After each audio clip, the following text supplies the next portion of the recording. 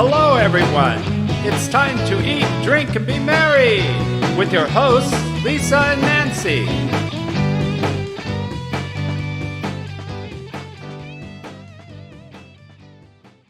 Hey everybody, it is the the dog days of summer in Arizona. It is swampy hot everywhere across the country, but we always want to know what's going on in the vineyard. And so, of course, it is the first Wednesday of the month. That means it is Wine Time with Peggy here on Big Blend Radio's Eat, Drink, and Be Merry show.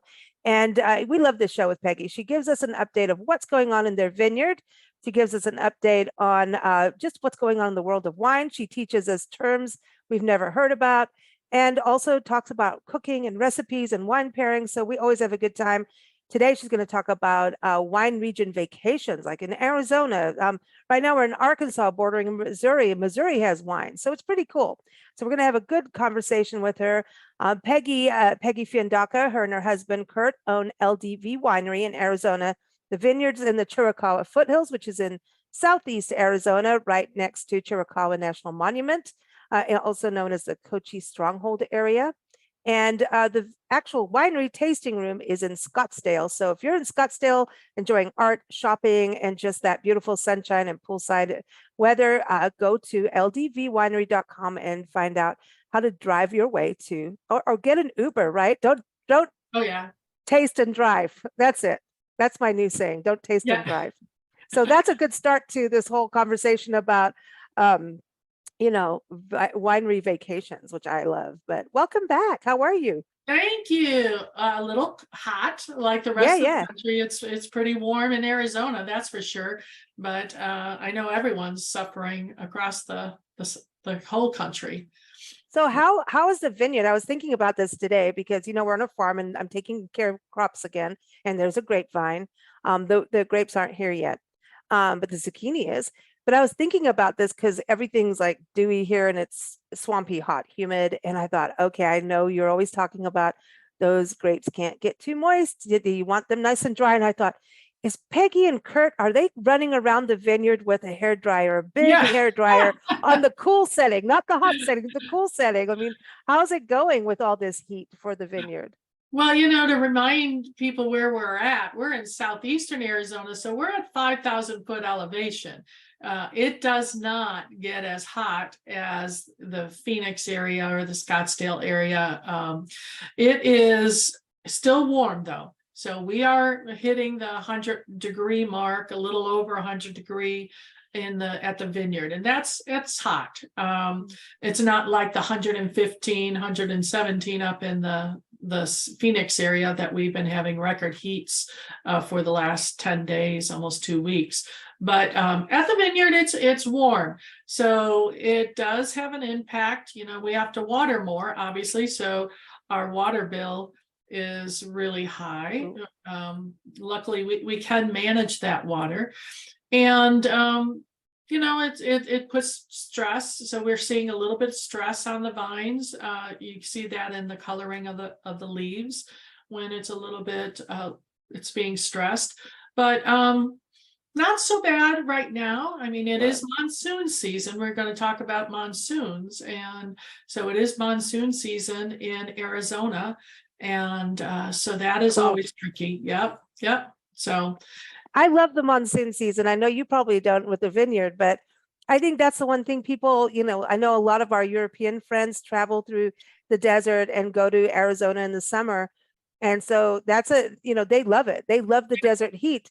And the rest of us are running indoors going, what, are you nuts? They're like, no, I'm doing this, But the monsoon, I tell people, like, Arizona in the summer monsoon season, it's magical to watch the storms. You just get up early in the morning, go out for a late stroll, maybe have fireside wine time, in the evening under the stars. So it's really a magical, just different way of being. Plus you get wildflowers throughout the summer too, like in your area, southeast, where the vineyard is, there's other really cool things happening in the summer. But like you're saying, it's a little tricky. So like, are you watching the radar 24/7 right now? Oh gosh, and we have a weather station on the vineyard and everything. So yeah, it's the weather station is on the television at all times.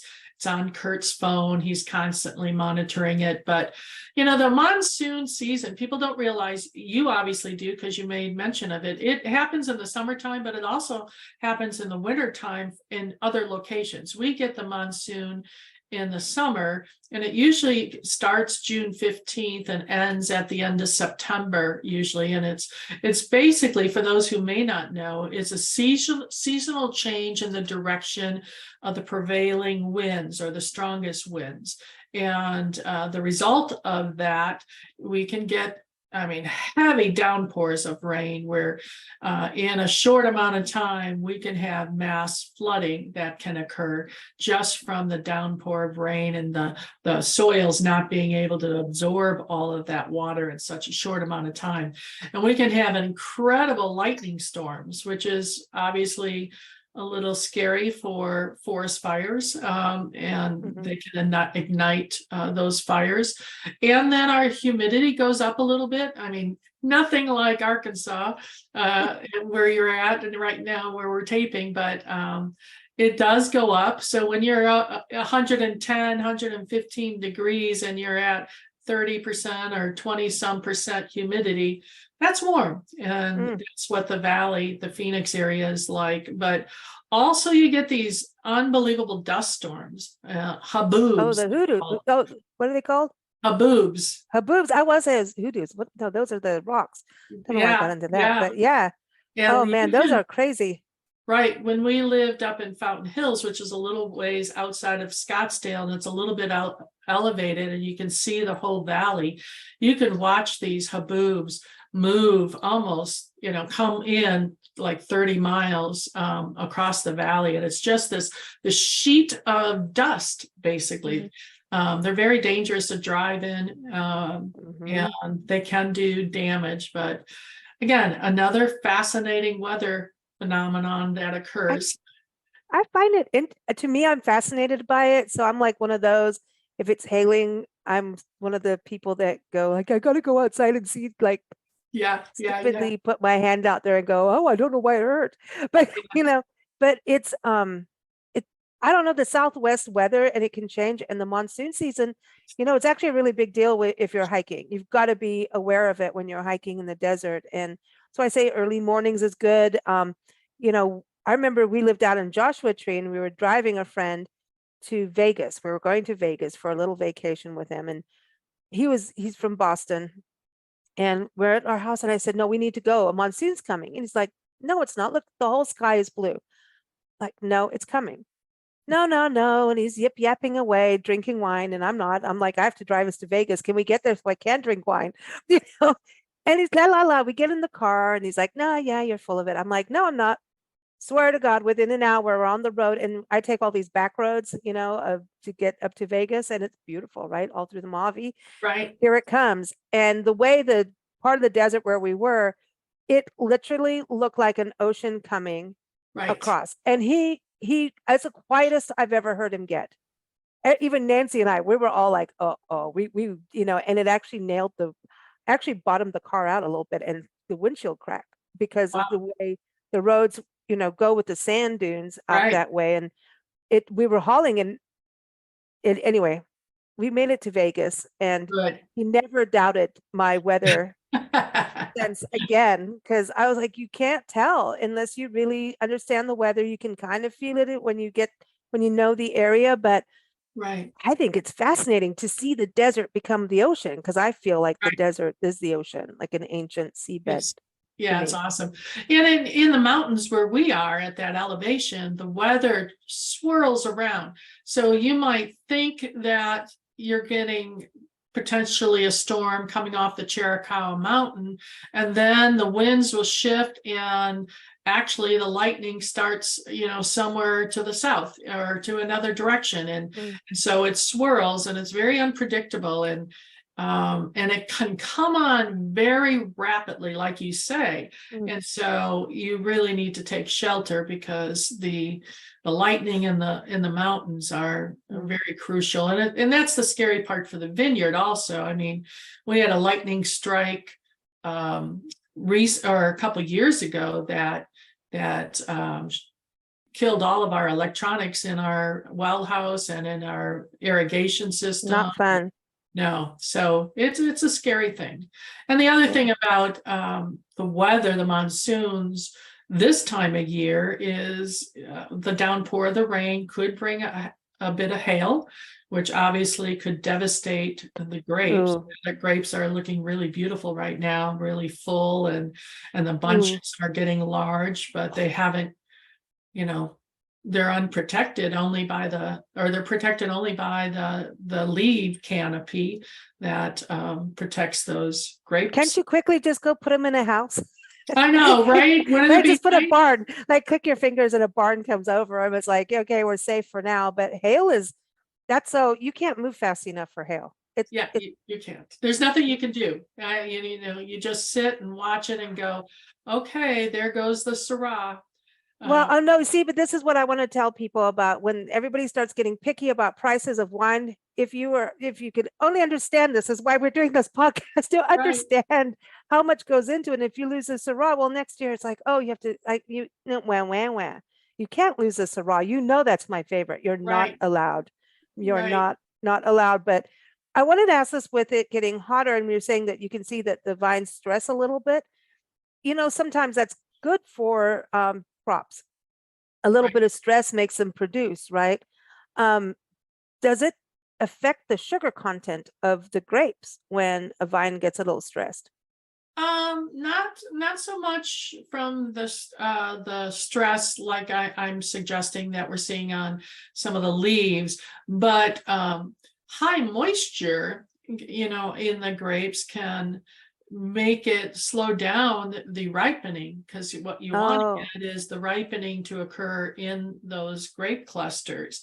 And if you have a lot of rain, plus also the rain, if you have it happening at this time, it can create some mildew in the grape cluster, which we don't want. I think I've talked about in the past how we handle that by spraying a baking soda kind of mixture on the grape clusters to help prevent mildew from forming. So the stress, not so much. I mean, luckily we irrigate, so we can control water, but people that are dry farming their vineyards and they have the heat or the monsoon like we do, it's tricky. It's a lot tougher. Oh, we should do a thing about dry farming versus, that's a whole topic that is fascinating. It is really, really fascinating. I want to move on to your word of the day, astringent. So then I started thinking all kinds of things. I'm like, what are you looking at? Like the grape? Because I'm starting to think about all the skincare things. Like, you want your skin astringency. So I'm like, are you looking at the grape going, okay, I'm sending you in for Botox? Like what? Right. Well, astringency, and you might have people use that term when they're tasting wine, particularly a big red like a Cabernet Sauvignon or a Petit Syrah. They might describe it as being very astringent. And what to think about astringency in wine, it's not a flavor, but it's how your mouth feels when you're sipping that wine. It's a sensation that's prevalent in certain wines that you might taste. And it really occurs at the back of the mouth, or the back, and you feel like the dryingness or drying, and maybe you might pucker a little bit if the astringency is out of balance in the wine. Some people describe what they're feeling when they're tasting it as that the wine is bitter or the wine is sour, but those are are flavors. Sour and bitter are more of a taste, where astringency is a sensation that you're having when you're tasting that wine. And it happens because of the level of wine tannins. And I know we've talked about wine tannins, which are basically when created by the structure of the grape, as well as the amount of time that the juice of the grapes are in contact with the skins of the grapes. Obviously, that's what gives the color, but it also will create those tannins that can be very astringent. So a wine's tannin level can be impacted by several winemaking techniques, such as how long you let the juice remain in contact with the grapes, but also it's fining. We talked about, I think, fining in the past, which is a process that helps you to deal with the tannins, manage those tannins in the wine. And it's usually, in order to fine, you add something into it, and it's usually like an egg white solution or some kind of fining agent that's put into the wine that attracts the particles in the wine, and that you take it out.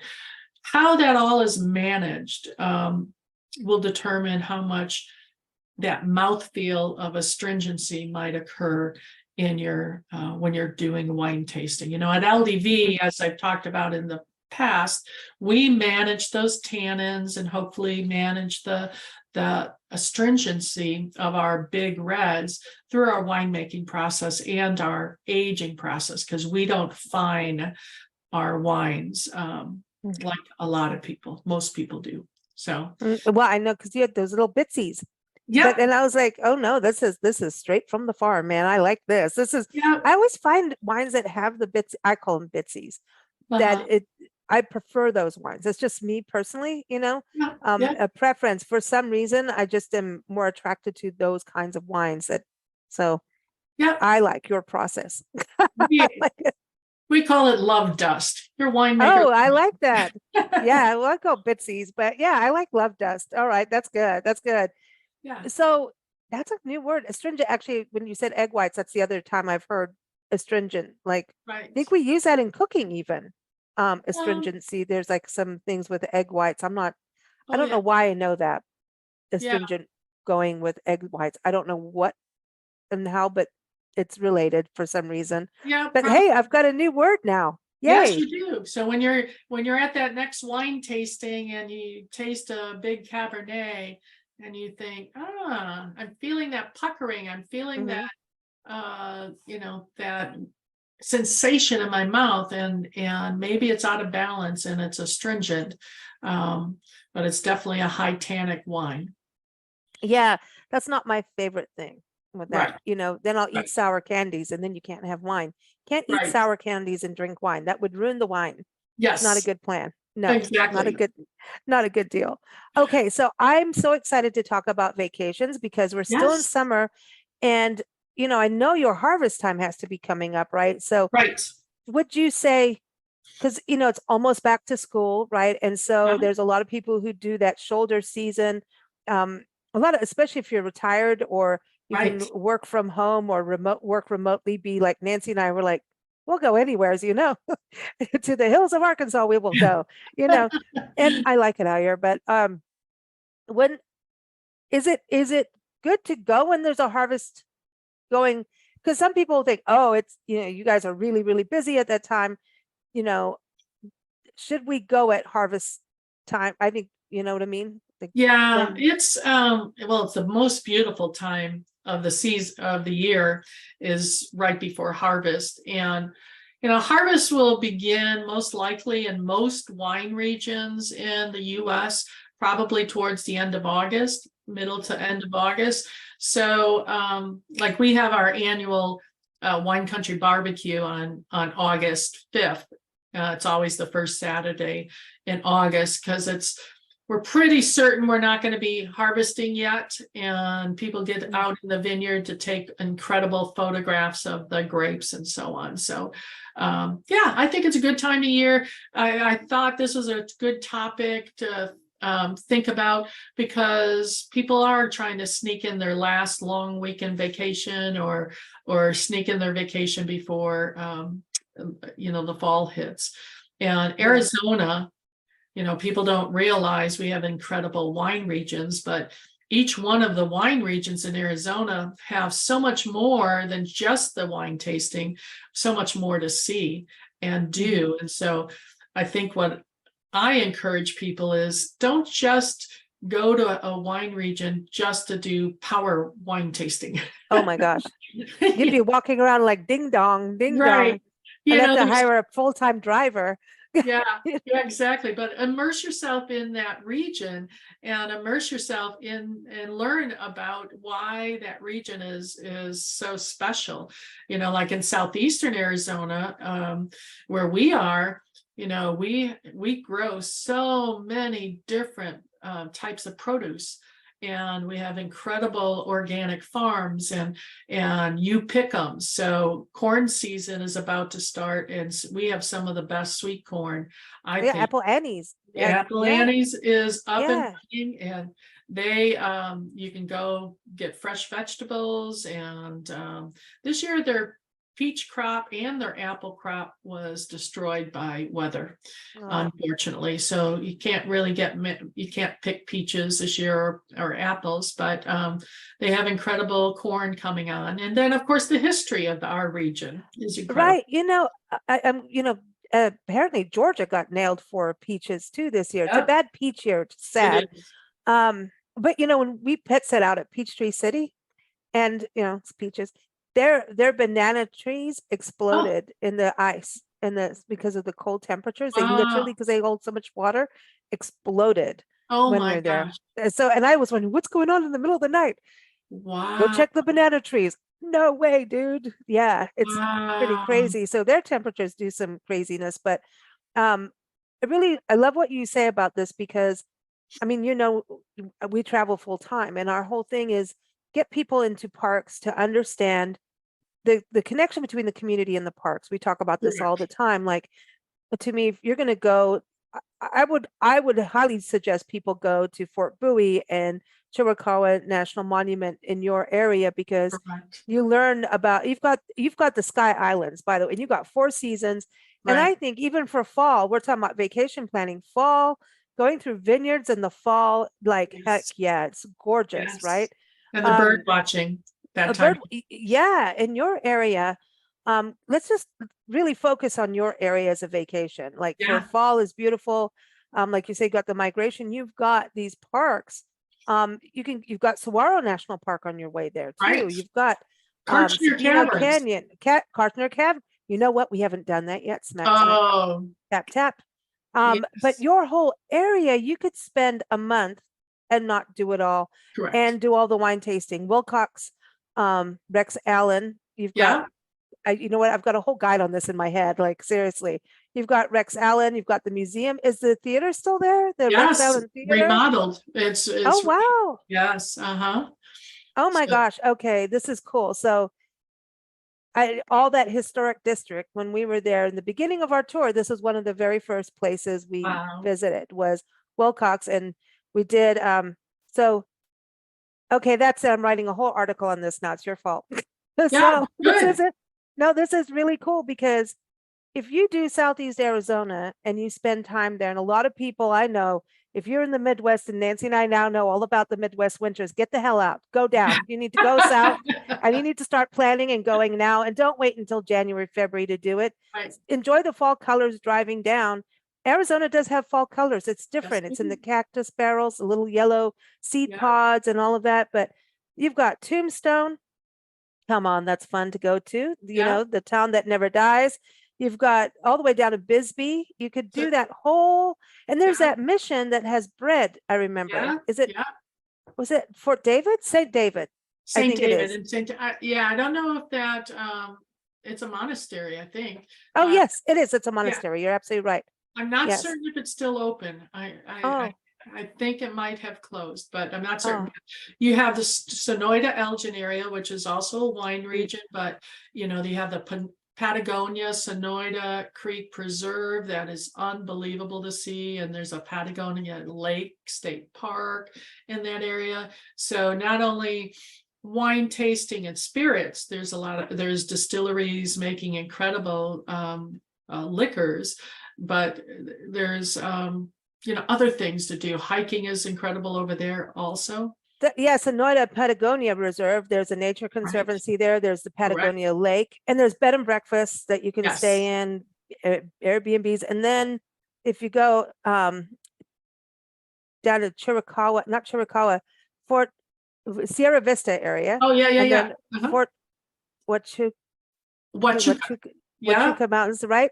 So Yeah. there is a beautiful preserve out there. correct. That is, you've got water lilies, you've got all these you've got a river, and also Coronado National Memorial, which borders Right. Mexico. And Right. that park was originally actually going to be a park that was on both sides of the country, both Well, sides, it and is it a didn't have national memorial. Mhm. monument, I think. It's a memorial because it Is it was supposed to memorial? be a peace park Oh, okay. between the two countries. But Yep. you've got that on that side, and it's beautiful. And It they've got is. a cave, but it's a dead cave. I've been in the cave. It's cool. Oh, You had to wow. climb down. I went with a park ranger Oh, and wow. did that, and beautiful hiking. Yeah. Then you've got the other side, which is the Tucson side of you, which is Right. not far, right? And you've No, got not at all. Tubac. Oh my God, Tubac is fun. But all Right. these wineries. How many Right. wineries do you think? Oh, gosh. I think in the Wilcox area, we're up to, 25, maybe 30. And then Sonoyta Elgin, it just is growing like crazy, and with wineries in that area too. So yeah, you definitely, like you said, you could definitely spend several weeks. And of course, many of those places you can, if you're traveling by motorhome, you can do harvest Harvest and stay on the properties and as you go around the region. So, and of course, if you're coming in the fall, you have incredible stargazing. So the night sky in the fall and winter time is just unbelievable for those who like astronomy and the night sky. So yeah. Is it Fort Whipple, Mount Whipple Observatory? There's it's a W. Yeah, it's up there in the top. It's on the other side of you in Madeira Canyon. Right. Oh, Madeira Canyon is world renowned for hummingbirds. Right. And Right. they even have bear out there. Oh yeah, well, And so do we. oh, that's right, you do. Yeah, I watch the webcam things from Chiricahua National Monument on Facebook all the time.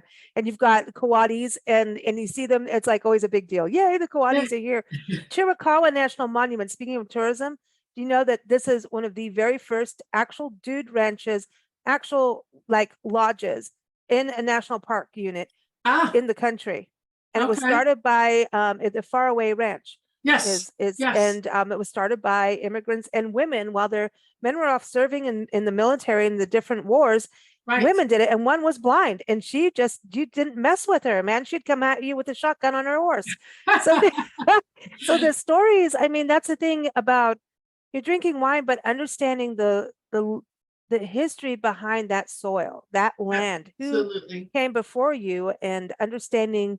I mean, you're really in a magical spot. Like, I can't wait to come to your winery. Nancy and I are like, we've like, you're in one of our favorite places. And Harvest Host, tell people about that they can go through Harvest Host and park. So it's a nationwide organization. You can join Harvest Host for an annual fee, not very much, and then it gives you a database of all these farms and orchards and vineyards all across the country that you can make a reservation and stay on their property. And accommodations vary. So on our property, you need to come self-contained. Yeah, most are. Yeah.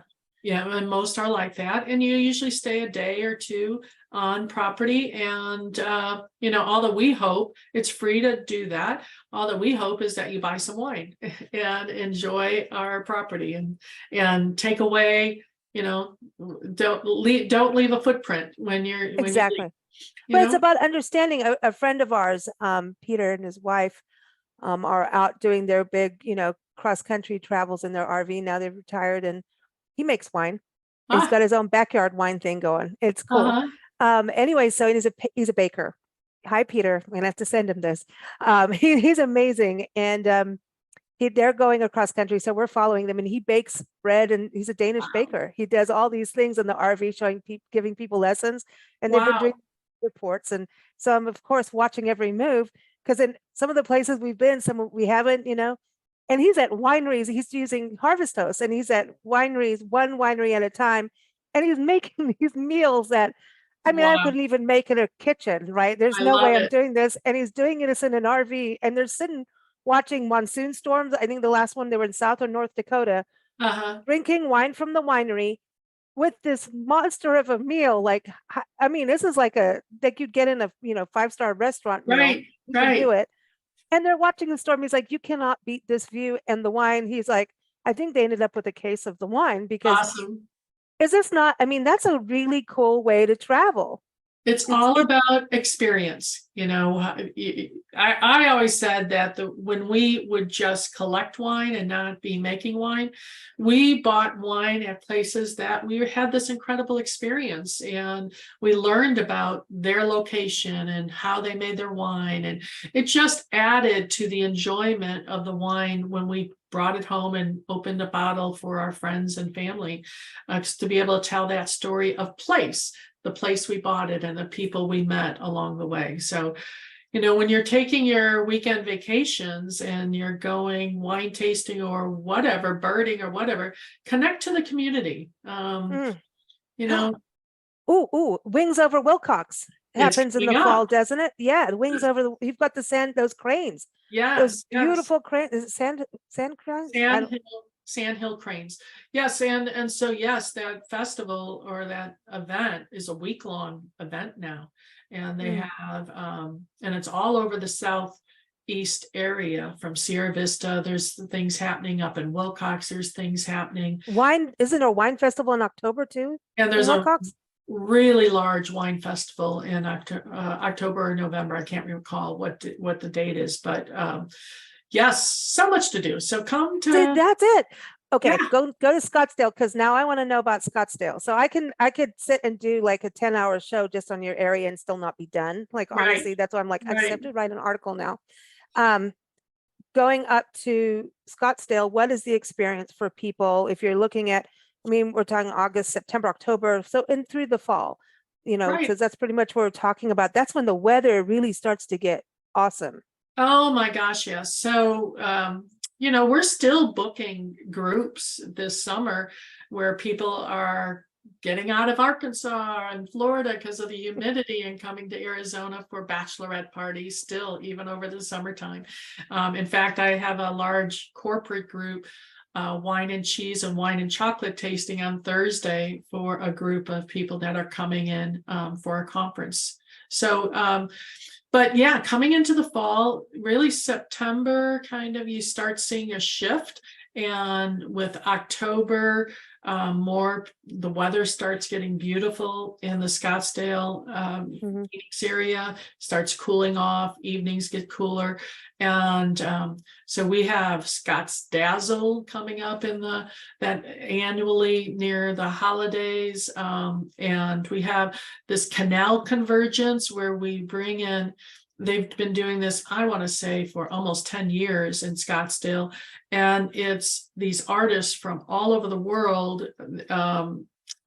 It's an invitational, and they'll put these public art installations throughout downtown Scottsdale and along the canal.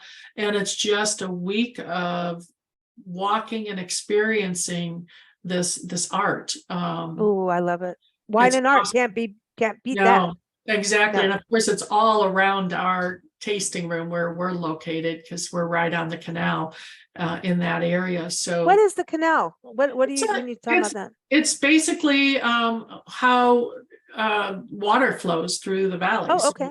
It's a canal that we have developed as not like San Antonio, which is really a larger waterway, but with that kind of walkable development Oh, on both nice. sides of that canal. So it's an amenity, not just a public works project, Okay, no, so it makes it beautiful. Yeah. Yes, It makes yes. it beautiful. Yeah. Because And I know Scottsdale's, I mean, you have so many festivals going in through the right. winter. I mean, Phoenix, Scottsdale, I mean, the whole greater area.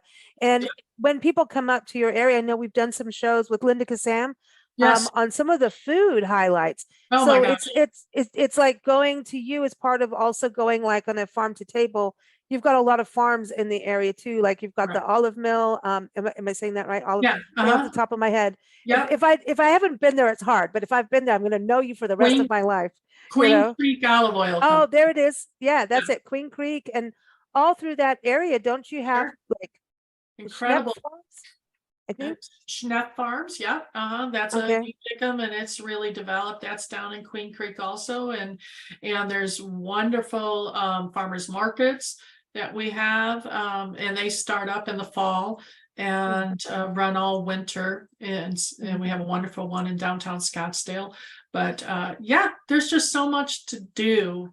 Do you find people when they come to Scottsdale, are they staying like in Airbnbs and then flying back to their Airbnb, maybe going to the farmer's market and having like creating their own local meal, when they're Yes. there?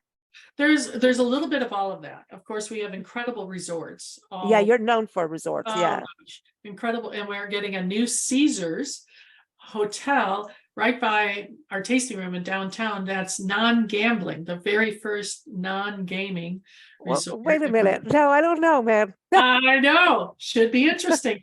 That's I want my machines. They're fun. Right. We were in a gas station in Missouri. I ran in to just go fill the tank. I think we were in Missouri, and there were people gambling in the gas station. Oh, interesting. Yeah, so we don't have that No. in Arizona yet, but we're getting a Caesars. So, but it also has like That's nice though.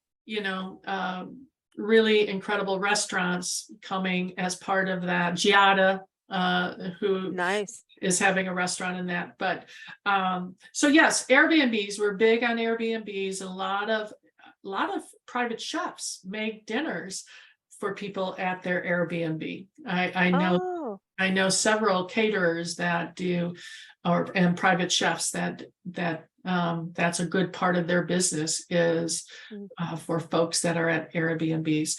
So yeah, you get a little bit of fun resorts, and then also the place to be in the summertime is at our resorts in Scottsdale because you get incredible deals.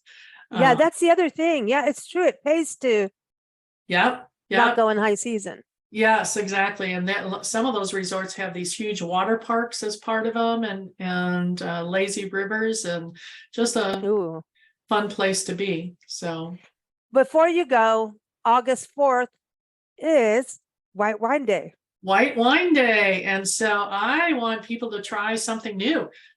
Try a different white wine. Don't, if you're always a Chardonnay drinker, try a Sauvignon Blanc. Or if you're always, you love Sauvignon Blanc, pick up a Viognier and try that. Or if you're stuck with only drinking California white wines, try a new region like Arizona or the Finger Lakes area. Try a white wine from those areas. And it's also summertime, August. You're going to start seeing corn on the cob at farmers markets and things like that. So I have a great recipe that goes with white wine, which is my fresh corn salad. And we'll post that in the show notes for everybody to get, and we'll put it up on our site. So fresh corn is, oh my gosh. Yeah.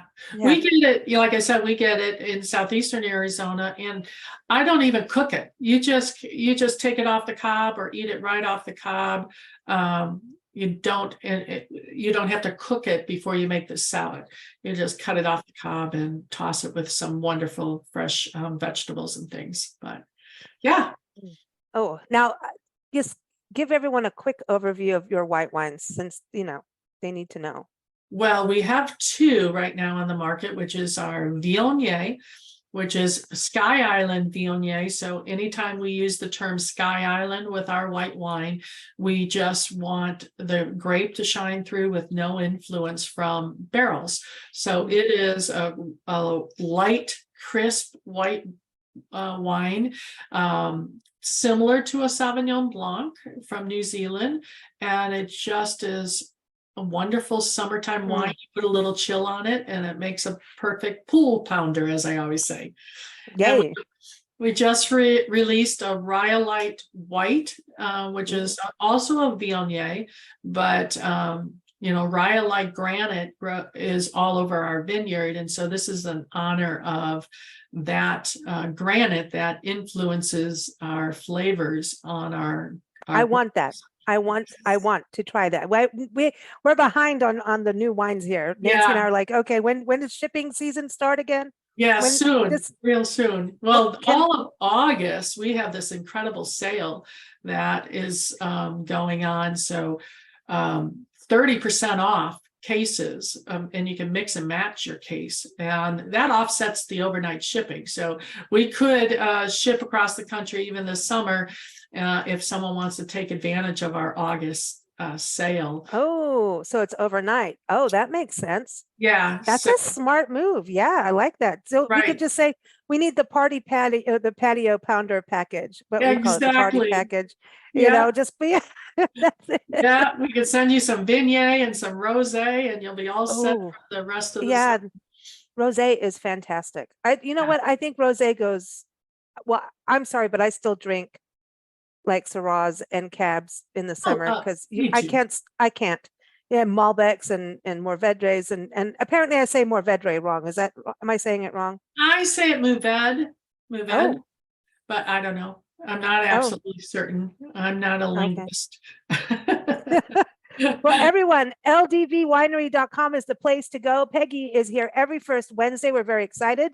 And starting in September, Peggy is part of our new special farm, garden, and vineyard show. We're having, well, not show, but it's like a whole day of celebrating gardens, farms, and vineyards and the people that work so tirelessly and take giant risks to make our food and our wine.